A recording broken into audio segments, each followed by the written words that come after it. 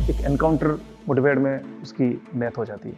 उसमें मुझे अपने साथियों के साथ 7.25 साल तक, 7 साल और 3 महीने तक मुझे जेल में रहना पड़ा। कई मरतबा जमानत याचिकाएं लगाई गई, लेकिन नतीजा सब तरफ सिफर रहा। एक 6/7 की जो कोटली है उसके अंदर आप अपने आप को कैसे सर्वाइव कर सकते हैं? क्रिमिनल्स के अंदर वर्दी की साख को बचाए रखना कितना महत्वपूर्ण था। तो सभी ने सोचा कि मैं टूट चुका हूँगा, उतना मैं कर पाऊंगा। लोगों को ये उम्मीद नहीं थी, लेकिन मैं आपको ये बताना चाहता हूँ। क्या कभी आपके साथ ऐसा हुआ है कि आप खाने की प्लेट लेके बैठे हैं और खाने के पहले निवाले में कोई ऐसी अनवांटेड चीज आपके खाने में आए, जैसे छिपकली की पूंछ हो, दाल में कोई कंकर पत्थर हो, कोई मरे हुए चूहे की हड्डी हो, और आपको खाना छोड़ना पड़े, और यहां तक आप किसी को शिकायत तक नहीं कर सकते? क्या ऐसा कभी हुआ है आपके साथ? मेरे साथ हुआ है। 1-2 नहीं, कई बार हुआ है। उसके बावजूद भी मैं आज उसी दृढ़ता से आज यहां खड़ा हूं और ये बताने के लिए यहां आया हूं। नमस्कार दोस्तों, मेरा नाम हिमांशु सिंह राजावत है और मैं राजस्थान पुलिस में एक इंस्पेक्टर हूं। मैं अपनी कहानी की शुरुआत करूं तो शुरू होती है राजस्थान के पाली जिले के एक छोटे से गांव भीटवाड़ा से, जहां पे हम परिवार में करीब 7 लोग हैं और मेरे पिता एक शिक्षक हैं। हम 5 भाई बहन को जहां तक संसाधन मौजूद थे, उन्होंने पूरी कोशिश की कि हम पढ़ लिख के काबिल बन जाएं। उस समय में इतने बड़े परिवार की जिम्मेदारी का खर्च उठाना अपने आप में एक चुनौतीपूर्ण था, लेकिन उन्होंने पूरी कोशिश की कि हम काबिल बने, अच्छे बने। मेरे गांव में एक अजीब सा ट्रेंड था कि 10वीं 12वीं जैसे ही पास करता तो वो लड़का कमाने के लिए साउथ में चला जाता था, कभी मुंबई, कभी मद्रास, अलग अलग बिजनेस में काम करने चला जाता था। लेकिन मेरी सोच थोड़ी सी इनसे डिफरेंट थी। मैं चाहता था कि मैं सरकारी सेवा में जाऊं और सरकारी सेवा के साथ मेरी चॉइस थी कि मैं यूनिफॉर्म सर्विस ज्वाइन करूं। मैंने अपनी 12th की पढ़ाई पूरी की और उसके बाद उदयपुर शहर में पढ़ने गया। उस समय में मुझे उदयपुर शहर में पढ़ने के लिए जाना मेरे लिए एक बहुत बड़ी बात हुआ करती थी। उसका खर्च वहन करना और वहाँ रह के पढ़ना, हॉस्टल में पढ़ना था, बहुत मुश्किल था। लेकिन फिर भी माता पिता ने मुझे वहाँ उदयपुर भेजा और मैं उदयपुर में एक हॉस्टल में रहा, हाथ से खाना बनाता, और मैंने अपनी ग्रेजुएशन की डिग्री पूरी की। ग्रेजुएशन की डिग्री के बाद में मैंने ये राजस्थान पुलिस का फॉर्म भरा, अपनी तैयारी चालू करने वाला था। उसी दरमियान एक कन्फ्लिक्शन हो गया घर में, एक मेरी शादी की बात को लेकर थोड़ा सा कोई मतभेद हो गया, और बात इतना बढ़ा कि मेरे माता पिता ने कहा कि जब तुम अपने खुद के फैसले खुद ले रहे हो और घर की नहीं सुनते हो, तो तुम अपनी जिंदगी के फैसले भी तुम खुद ही लेना।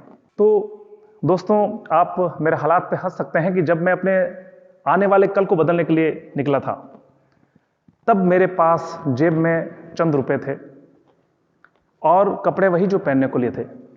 मैं उदयपुर शहर में गया, अपने दोस्तों से मिला और उनको कहा कि भाई कुछ मदद हो जाए, लेकिन ज़्यादातर मुझे निराशा हाथ लगी। एक दोस्त था मेरा, उसने कहा कि हम साथ मिलकर पढ़ाई करेंगे, और लकीली वो भी सब इंस्पेक्टर की तैयारी कर रहा था। अब सिर्फ 4 महीने बचे थे, एग्जाम की तैयारी करना था, फिजिकल एग्जामिनेशन होता है इसमें, उसकी भी तैयारी करना था, और रहने की जगह मिल गई, लेकिन खाने पीने की और मार्गदर्शन की, कुछ किताबों की, सबकी जरूरत थी। तो दोस्तों, मुझे एक इच्छा हुई कि मैं कोई सर्विस ज्वाइन कर लूं। मैंने कोशिश की, लेकिन मुझे एक फ्रंट ऑफिस में, एक होटल में मुझे रिसेप्शन की जॉब मिली। मैंने उसको स्वीकार की। मैं शाम को होटल जाता और वहाँ बहुत से कॉल्स आते हैं, आप जानते हैं होटल में बहुत सारे कॉल्स वगैरह आते रहते हैं। तो मैं रात भर वहाँ अपनी ड्यूटी करता, उस दरमियान मैं पढ़ भी लेता था, और अर्ली मॉर्निंग उठ करके मैं ग्राउंड में जाता और वहाँ जो फिजिकल टेस्ट की तैयारी होती है, मैं उसकी तैयारी करता। वहाँ दौड़ना, कूदना, और एक वो बॉल फेंकने वाला होता, सारे इंसिडेंट हमको करने होते थे। मैं रोज जाता, हर रोज उसकी प्रयास करता, और पूरे दिन आने के बाद में रूम में खुद का खाना बनाता, दोस्त के साथ रहता और पढ़ाई करता था। दोस्तों, कहते हैं ना कि अगर सच्चे मन से और दृढ़ निश्चय से अगर कोई काम किया जाए तो निश्चित रूप से सफलता मिलती है। मैं उस एक अल्प अवधि में मैंने वो पूरा जो मेरा अचीवमेंट था, मेरा गोल था, वो मैंने पूरा किया, और मैं राजस्थान पुलिस में as a sub inspector select हो गया। 1999 में मेरी ट्रेनिंग स्टार्ट हुई। ट्रेनिंग के दौरान पूरे साल मैंने काफ़ी अच्छी मेहनत की, और वहाँ पे जो हमारे कोर्सेज होते हैं उसके अंदर horse riding, firing, PT, parade और काफ़ी जो कोर्सेज हैं उस सभी में मैंने काफ़ी अच्छा प्रदर्शन किया। मैं अव्वल रहा वहाँ पे, और इसी की बदौलत तत्कालीन जो गृह मंत्री थे राजस्थान सरकार, उन्होंने मुझे आउटडोर बेस्ट का खिताब दिया। ये मेरे लिए बहुत बड़ी बात थी। उसके बाद मेरी पोस्टिंग हो गई राजसमंद जिले में। राजसमंद जिले में मैं अपनी कर्तव्यनिष्ठा, काम के प्रति मेरी लगन और सीनियर्स का मेरे ऊपर फेथ, धीरे धीरे धीरे मेरा सम्मान होने लगा था। पुलिस में मुझे एक अच्छे थानाधिकारी के रूप में देखा जाता था और जनता में भी मैं लोकप्रिय था। उसके बाद मेरा पोस्टिंग उदयपुर जिले में होता है। कहते हैं ना दोस्तों, लाइफ इज अनप्रिडिक्टेबल। जीवन में कभी भी कुछ हो जाता है, पता नहीं चलता। जैसा हम सोचते हैं वैसा होता नहीं, और कई बार जैसा हम नहीं सोचते वैसा हो जाता है। एक बार मैं अपने थाने में अपने जवानों के साथ काम कर रहा था। मेरे पास एक कॉल आता है कि आपको हेडक्वार्टर पे बुला रहे हैं। मैं जाता हूँ वहाँ पे। मैं जाता हूँ, मेरे सीनियर्स वहाँ बैठे थे। उन्होंने मुझे बताया कि आपको एक बड़े क्रिमिनल को पकड़ने की जो टीम बनाएगी उसमें आपको सेलेक्ट किया है। मेरे लिए बहुत खुशी की बात थी कि इतने लोगों में पूरे डिस्ट्रिक्ट के अंदर मेरा सिलेक्शन हुआ। करीब हम 150 सब इंस्पेक्टर्स थे वहाँ पे, और उसमें मेरा सिलेक्शन हुआ। हम 2 सब इंस्पेक्टर सिलेक्शन हुआ। मुझे काफ़ी खुशी थी इस बात को लेकर के। अब उस टीम के साथ मैंने अपना कामकाज जो है प्रारंभ किया। उस मुलजिम के बारे में पता करने लगे, हम उसको ढूंढने लगे, इंटरस्टेट जाके ढूंढने लगे। और एक इसी घटनाक्रम के दौरान आपने सुना होगा दोस्तों, 2005 में एक सोहराबुद्दीन एनकाउंटर केस हुआ था। ये वही सोहराबुद्दीन था जिसको हम पकड़ना चाहते थे, और एक एनकाउंटर मुठभेड़ में उसकी डेथ हो जाती है। इस केस के बारे में आप जानते होंगे, आप गूगल पे, इंटरनेट पे इसको सर्च कर सकते हैं। उस केस में काफ़ी विवाद हुए, काफ़ी प्रश्नवाचक लगे, और देश की नामी जो एजेंसीज है, इन्वेस्टिगेशन एजेंसीज है, उन्होंने अपनी जांच पड़ताल की। उसमें मुझे अपने साथियों के साथ 7.25 साल तक, 7 साल और 3 महीने तक मुझे जेल में रहना पड़ा।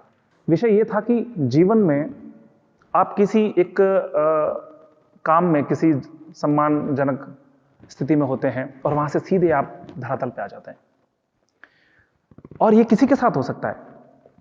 आप अपनी जॉब कर रहे होते हैं, आप किसी बड़े क्रिमिनल को पकड़ना चाहते हैं, और वहां गए, और उसके बाद में ऐसा इंसिडेंट होता है, और उसके बाद में आप जेल में हैं। दोस्तों, sessions court, high court, supreme court, कई मर्तबा जमानत याचिकाएं लगाई गई, लेकिन नतीजा सब तरफ सिफर रहा। सुप्रीम कोर्ट ने केस को मुंबई ट्रांसफर कर दिया। वहां जब हमारा पूरा केस ट्रांसफर हो गया, तो हम सब कैदियों को भी वहां लेके गए। पूरा केस के जो सारे हमारे एक्यूज थे, हम सब लोग वहां गए। तो वहां मुंबई में एक सेंट्रल जेल तलोजा है, काफी बड़ी जेलों में से है इंडिया की। उसमें एक हाई सिक्योरिटी जोन है, अंडा सेल बोलते हैं जिसको, ओवल शेप में उसका वो होता है शेप। तो वहां में रखा गया। आप बड़ा ताजुब करेंगे कि जहां हम रहे वहां एक तरफ हम पुलिस वाले थे, और एक तरफ देश के टॉप लेवल के क्रिमिनल्स थे। आपने नाम सुने होंगे अंडरवर्ल्ड में, अबू सलेम, अरुण गवली, छोटा राजन से related DK Rao, Malegaon blast के लोग। दोस्तों, एक तरफ हम पुलिस के अधिकारी थे, और एक तरफ देश के टॉप लेवल के क्रिमिनल्स। आप ये मान सकते हैं कि एक क्रिमिनल्स के अंदर वर्दी की साख को बचाए रखना कितना महत्वपूर्ण था। पूरा समय जरूर था, लेकिन उसके बावजूद भी मुझे याद था कि मैं एक पुलिस अफसर हूं, और उसकी गरिमा मुझे मेंटेन करके रखना है। आप जानते होंगे, पुलिस के अधिकारी ही किसी भी क्रिमिनल को जेल में भेजते हैं। जो भी जेल जाता है उसको भेजता हमेशा पुलिस वाला ही है। तो क्रिमिनल्स, हम पुलिस वालों के, हाँ हालांकि हम जेल में थे, लेकिन क्रिमिनल्स जो है पुलिस वालों के प्रति एक गलत सोच रखते हैं। उनके एक विरोधाभास है, एक रिवेंज जो है उनके मन में होता है। तो वो हम सीधे हमसे नहीं लड़ सकते थे, लेकिन वो जब भी कुछ खाना देने के लिए आते थे, तो खाने में कोई ऐसी चीज डाल देते थे ताकि हम खाना नहीं खा सकें, हम परेशान रहें। और वो बदला लेने की नीयत से वो इस तरह की कार्रवाई करते थे। हमें पता था कि नियति को जो मंजूर है वो हो जाएगा, लेकिन हमको दृढ़ता से और साहस से अंदर रहना है। दोस्तों, कई बार नाई आता था तो वो नाई बाल काटते वक्त जबरन कट लगा देता था। वो एक रिवेंज का एक पार्ट था, लेकिन it is part of job. नियति को जो मंजूर था, हम गए, जेल में रहे और उसी दृढ़ता के साथ रहे। दोस्तों, मैं आपको बताता हूं कि इस जीवन में बुरा वक्त बहुत कुछ चीजें लेके आता है, हमारे जीवन को नेस्तनाबूद कर देता है, लेकिन उसके बावजूद भी जीवन के बहुत महत्वपूर्ण सबक हमको सिखा के जाता है। और उस बुरे वक्त में भी यदि चाहे आदमी तो क्या बेहतर ढूंढ सकता है, ये बहुत महत्वपूर्ण बात है। दोस्तों, जब जमानतें होना बंद हो गया तो मैंने कोशिश की। मेरी इंग्लिश थोड़ी कमजोर थी, मैं इंग्लिश की किताबें पढ़ने लगा। मैं डिक्शनरी के पूरे वर्ड्स 5-5, 6-6 बार पढ़ लिए थे मैंने, और उनको यूज करता। मेरे साथ में सीनियर पुलिस ऑफिसर्स थे, आईपीएस लेवल के ऑफिसर्स थे, तो मैं उनसे भी इंग्लिश में बात करता था। मेरी इंग्लिश ठीक हो गई थी। फिर मुझे लगा कि मैं ग्रेजुएशन करते ही सीधा ही पुलिस में आ गया, तो मेरी पोस्ट ग्रेजुएशन बाकी थी। तो मैंने डिस्टेंस एजुकेशन से ह्यूमन रिसोर्स मैनेजमेंट में एमबीए का फॉर्म भरा, और आपको ताज्जुब होगा कि 75% से मैंने ह्यूमन रिसोर्स मैनेजमेंट में एमबीए किया। दिमाग में कितना सकारात्मक मैं रह सकता हूं, मैं कोशिश करता था। मैं घंटों एक्सरसाइज करता था ताकि रात को नींद आ जाए। एक 6x7 की जो कोठरी है उसके अंदर आप अपने आप को कैसे सर्वाइव कर सकते हैं, ये चीजें मैंने सीखी। ये सामान्य बात नहीं है, लेकिन उसके बावजूद भी जब परिस्थितियां ऐसी आती है तो निश्चित रूप से आदमी को कोई ना कोई इसके रास्ते निकालने चाहिए, और वो मैंने किया। दोस्तों, वक्त बदलता है। सुप्रीम कोर्ट ने हमें जमानत दी। जमानत देने के बाद में जब मैं रिहा हुआ तो सभी ने सोचा कि मैं टूट चुका हूंगा, मैं अपने आप को बदल चुका हूंगा, अब मेरे में वो क्षमता नहीं रही होगी कि मैं पहले जितना अच्छा काम करता था पुलिस के लिए उतना मैं कर पाऊंगा। लोगों को ये उम्मीद नहीं थी, लेकिन मैं आपको ये बताना चाहता हूं कि मैं दुगनी जोश, ताकत और ऊर्जा से वापस लौटा, और मैंने कोशिश की कि मैं जो पुलिस को देता था उससे भी बेहतर देने की कोशिश करूं, और मैंने दिया भी। और आज भी नए नए चैलेंज को लेने के लिए मैं तैयार रहता हूं। वो 7 साल और 3 महीने मेरे जिंदगी के खत्म कर देने वाले नहीं थे, उससे मैंने बहुत कुछ सीखा।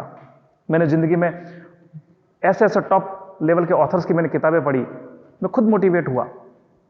आज मैं लोगों को बताता हूं, वक्त बुरा आता है लेकिन बहुत कुछ चीजें ले जाता है, लेकिन याद रखना उसमें कुछ चीजें अच्छी भी देके जाता है। आप चाहो तो उसमें अच्छी चीजें ढूंढ सकते हो। मैं लौटा, मेरा प्रमोशन हुआ, सरकार ने वापस मुझे पोस्टिंग भी दी, और वक्त बदला। उसके बाद मुझे उस केस से भी बरी होना था। पुलिस की नौकरी के साथ साथ हमने 4 साल तक पूरे केस की स्टडी की, केस पे फोकस किया, और बॉम्बे पेशी पे जाते थे नौकरी से। और आपको बताऊं, उस केस में मैं बाइज्जत बरी भी हुआ। ये बहुत बड़ी बात थी हमारे लिए, पुनर्जन्म जैसी बात थी।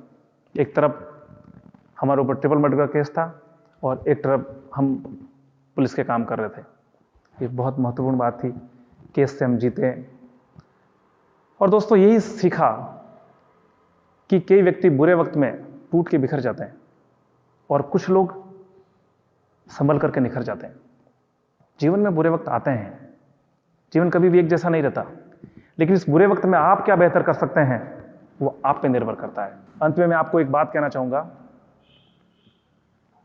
मुश्किलें दिल के इरादे आजमाती है, स्वप्न के पर्दे निगाहों से हटाती है। मुश्किलें दिल के इरादे आजमाती है, स्वप्न के पर्दे निगाहों से हटाती है।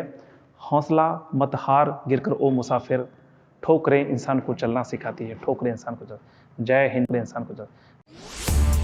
इस वीडियो के बारे में अपनी राय नीचे कमेंट सेक्शन में हमें बताएं, और अपने दोस्तों के साथ ये वीडियो शेयर करना ना भूलें।